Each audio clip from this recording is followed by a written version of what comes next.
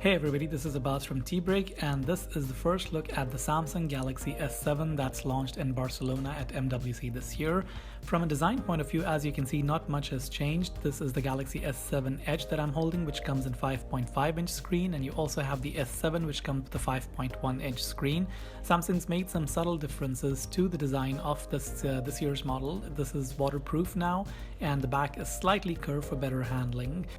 The microSD slot makes a return for this year's model, and it comes in a hybrid tray which can either support 2 SIM cards or a SIM card and a microSD card. One of the first things you'll notice about the Samsung Galaxy S7 is the always-on display. Samsung claims that it takes less than 1% drain on the battery per hour, and it's an always-on screen that shows you clock along with notifications such as missed calls or your text messages. You can change that to a wallpaper or a calendar if you prefer, but yeah, the screen always stays on in standby mode. Samsung has also added some tweaks to the visual UI, such as supporting folders, which works very much like it does on an iPhone, where you can drag an icon into another to create a folder or just move it out. The S7 Edge is also receiving a slight update on the Edge software. You now have 2 columns of icons, as well as third-party integration that you can use for news or stocks or other things that Samsung is going to be opening it up to. Samsung is also bundling Game Launcher, which will detect all games and put them together in one place. You also have something called Game Tools, which through a small overlay allow you to do a few little things, few little tweaks while you're playing in the game, such as turn off notifications or even disable the back and recent buttons. You can take a screenshot as well, minimize the game, and finally, one of the very nice features is that you can start recording a video of the game, which also enables the front camera, so you can record your commentary while you're playing. This gets saved in the gallery, which can then later be shared with your friends.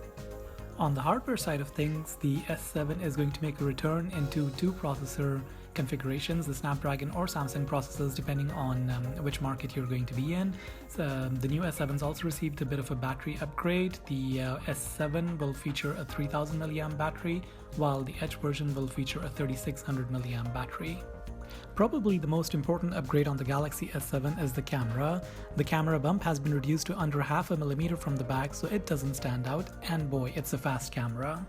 Samsung claims it's the world's first dual pixel sensor camera with an f1.7 lens and 100% phase detection. Its focus time is almost instant. I compared it to the iPhone 6s's camera, and the difference is definitely very noticeable. It's much quicker to focus on, and is definitely a lot less grainy than the camera on the iPhone 6s, especially under low light conditions.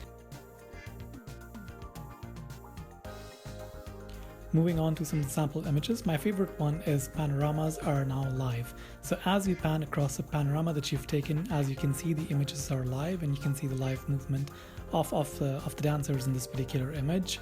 Let's look at some of the other images that the Samsung representatives showed to us. These aren't images taken by us, but they're present on the camera and show the incredible detail and camera performance of the Galaxy S7.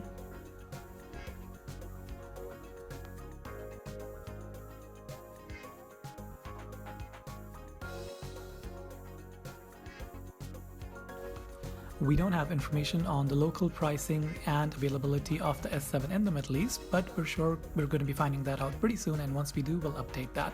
Thanks again for watching. This is Abbas from T-Break signing out.